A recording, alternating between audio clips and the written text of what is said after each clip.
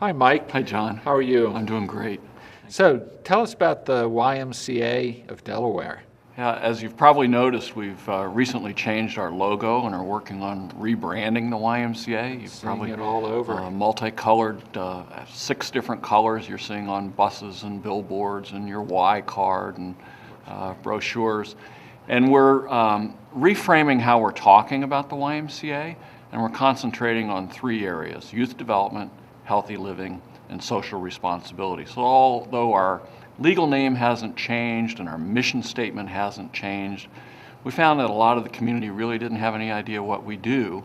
And so we're framing everything around youth development, helping kids grow up with developmental assets that all kids need to grow up healthy and strong. That's when you can make the greatest impact, right? That's right, working with kids and their families. And sometimes having an impact on kids is working with their families and the other adults that support them. Healthy living, a variety of different strategies, and we're really concentrating on the health seeker, that stop-start adult that knows they should be exercising more and eating better and just have a hard time doing it. There's a lot of people at the Y. Frankly, the showers could be cold and they're going to show up anyways. And we want them there, but we want to help the people that are struggling. And then social responsibility, how can we help our neighbors? How can our members help our neighbors? And how can the YMCA as an institution help our community? Can you tell me about a program or a story that really resonates? Yeah. In the area of healthy living, one of the areas that we're working on is diabetes prevention. I was surprised to learn that 1 out of every 3 adults is pre-diabetic. So that means they have a blood glucose level of between 100 and 125. Now, you only know that if you've had a test with your doctor. But if your doctor has told you you're pre-diabetic and you don't exercise more and eat better, you're very likely to get type 2 diabetes. And once you have type 2 diabetes, all kinds of other really challenging health issues emerge. And it's preventable. And so the program that we're running with funding from the Center for Disease Control is designed, it's a 16-week course. And if you take the class and if you lose 7% of your body weight, which is not that much. And so think of your body weight and do the calculation. You can almost do it in your head. And say, well, I can do that in 16 weeks. And then exercise 150 minutes a week. So that's close to a half hour a day, and it can be brisk walking. And we know that if you do those things, at the end of 16 weeks, we reduce the likelihood of your becoming type 2 diabetic by 58%. We think is one of the biggest game changers in the YMCA nationally. We're the 3rd YMCA in the United States to be running this program, and we're in the early stages of ramping it up to serve more and more people. A real leader. Thanks for that work. So how can the public get involved and support the Y? If you are pre-diabetic, give us a call. If you're uncertain, you should be talking to your doctor and have a handle on whether you're at risk for diabetes. Call the Y and enroll. It's easy, it's a small group, it's other people who are struggling with exercising and eating better. And there's a variety of memberships, so calling and finding out which membership fits you and economically how it fits. I know the Y will work with people. Yeah, we have what we call an open door policy. Last year we gave away a little over $3 million worth of program and membership services. We don't want to turn anyone away from their inability to pay. We want people to, at the Y, we want them leading healthier lifestyles. Thank you, Mike. Thank you, John. You're welcome.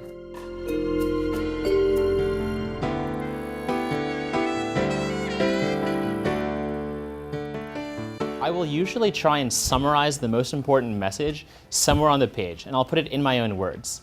So this is one really important skill that I always use when I'm reading like complicated essays or speeches in order to get like good grades on tests, on essays that you're writing, and this will help you out in college as well. So Teach for America actually started in 1990, and it was the idea of our CEO and founder, Wendy Kopp. It was her senior thesis at Princeton University.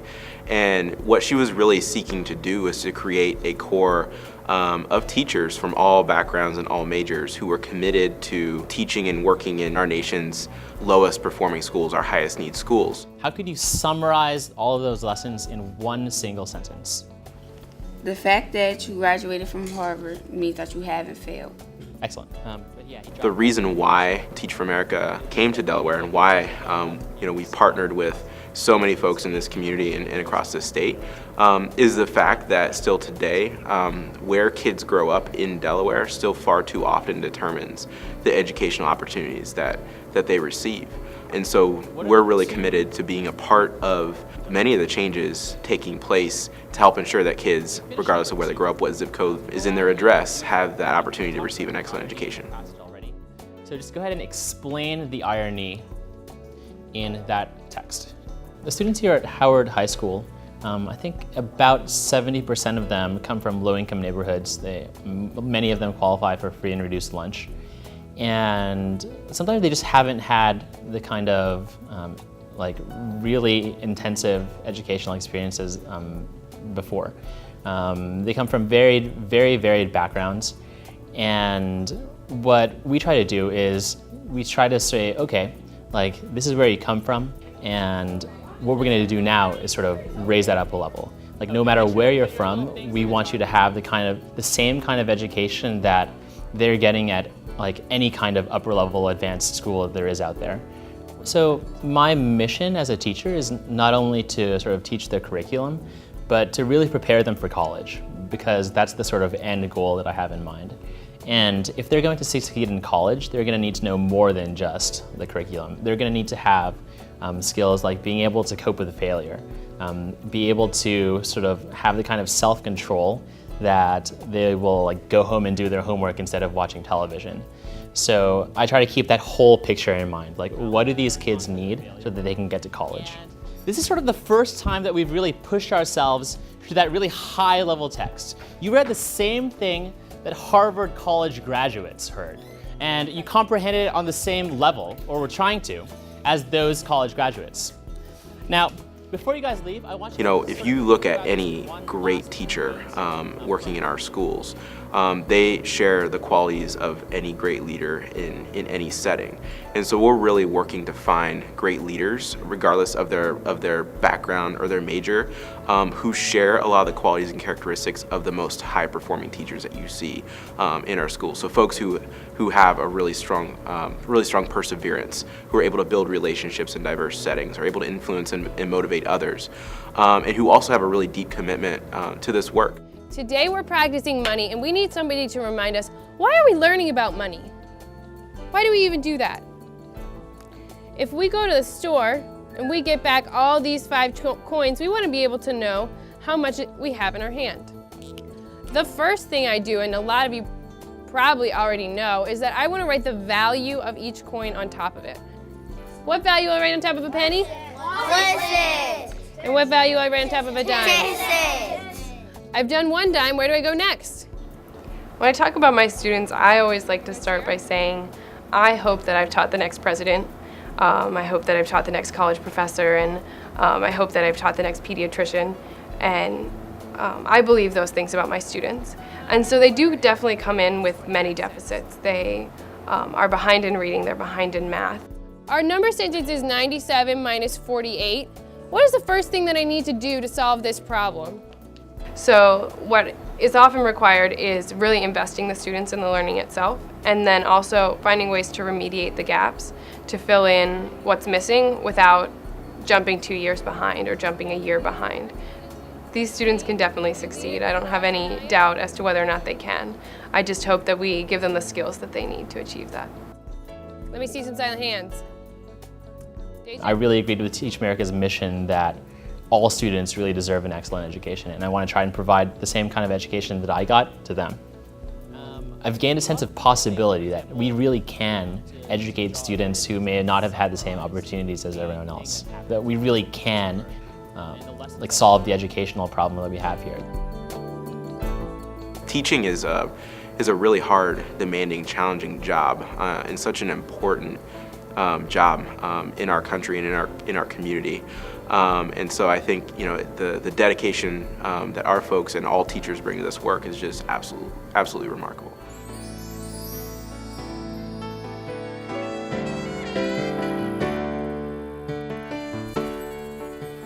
We're talking with Senator Tom Carper, Delaware senior senator. U.S. finds itself, challenged in a lot of places around the world these days. We're out of Iraq, more or less. I gather we're beginning to come out of Afghanistan. But what's the post-war world look like, and what dangers are we in if we're not engaged in some of these things? Well, we're pretty good at this country in always fighting the last war. Maybe it was like in Vietnam, we're trying to figure out how to refight World War II. Same strategy, same weapons, same tactics. And we're now fighting a war against terrorism. And these are folks that don't neatly line up for us and engage with us. And hard to go get them with the jet airplane, hard to go get them with tanks. And so we need a different kind of strategy to take them on. And it's a strategy that in Afghanistan, for example, where we spend almost as much time and energy training the Afghan police, training the Afghan security forces, so that they can go out with us with them in a training mode to go after the bad guys. And they're getting actually pretty good at doing that. Nobody likes the Taliban over there much anyway. And so what we're trying to do is to prepare for them to defend themselves, to feed themselves, govern themselves, and go after the bad guys. And I'm encouraged that that's starting to come along. But the idea for us to stay there forever, no, it's their country. Eventually they've got to stand on their own 2 feet. Secretary of Defense Panetta has put forth a plan to essentially downsize the military and repurpose it, which seems to be along the lines that you're talking about. You're a former naval flight officer, naval 23 flight years, officers, retired Navy captain. And is he going in the right direction? Well, it's a different world in which we live. And part of the reality is we are still running big budget deficits. They're down from $1.5 trillion. It's going to be under $1 trillion this year. That's still a ton of money. And we have to look in every nook and cranny of the federal government saying, how do we get a better result for less money? And part of that is let's look at the enemy, the people who want to hurt us, who want to harm us, and figure out what is the most cost-effective way to make sure they don't. And I think Secretary Panetta, I think the President are on the right track here. Let me just give you a great example, if I could. F-22 aircraft.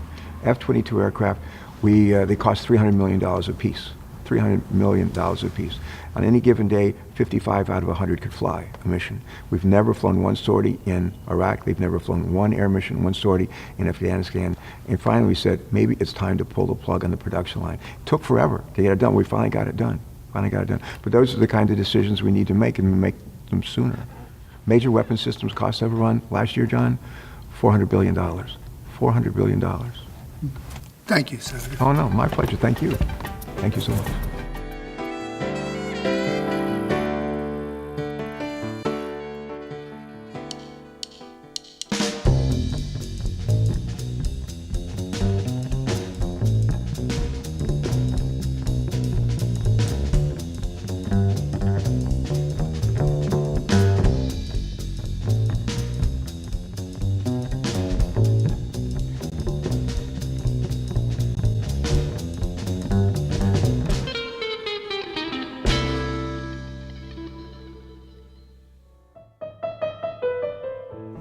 I really want to show the vitality of nature and the way I feel about this garden. I don't want to do every little intimate thing. I want to leave out the extraneous details, and I kind of like a tension between something abstract becoming referential and something referential becoming abstract.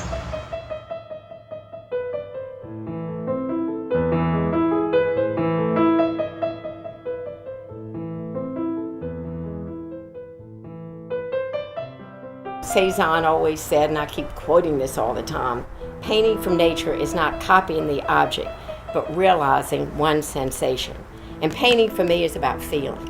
It's really about feeling than anything else. And as Joan Mitchell used to say, if you don't feel it, don't paint it. So I think that's a good guide for anything. I was a music history major, but I had wonderful art appreciation courses. And that's when I fell in love with Cezanne. And I'm so glad I did. He was a wonderful place to start for me. And every time I would go to museums, I would look at Cezanne. And when I started painting, I really copied Cezanne, which I think is not a bad idea, because everybody relates to some artist. And for me, it was Cezanne and the way he deals with space and form and structure.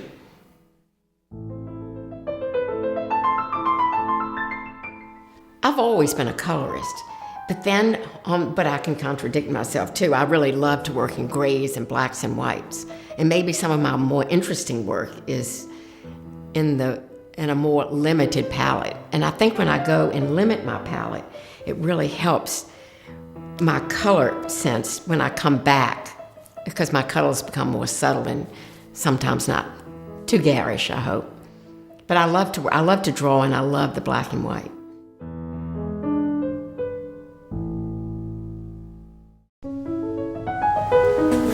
I take my hand and do a lot of this stuff with the hand, because you have to move really fast with these clouds because they move so quickly. It keeps you from getting stale. It's something. That's why I go back from a small scale to a large scale. From paper, I draw and then I paint. I just think it keeps you honest. Also, painting from nature keeps you honest because it changes all the time. You can't fake it. You can't make it up, really.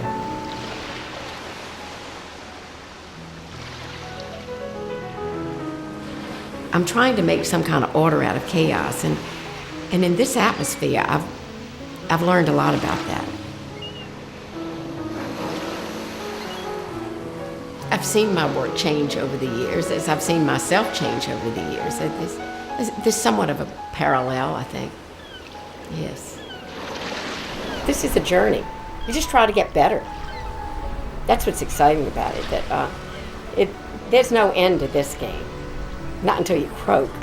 You're just trying to make better pictures, be a better person. Art and life, they're just intertwined.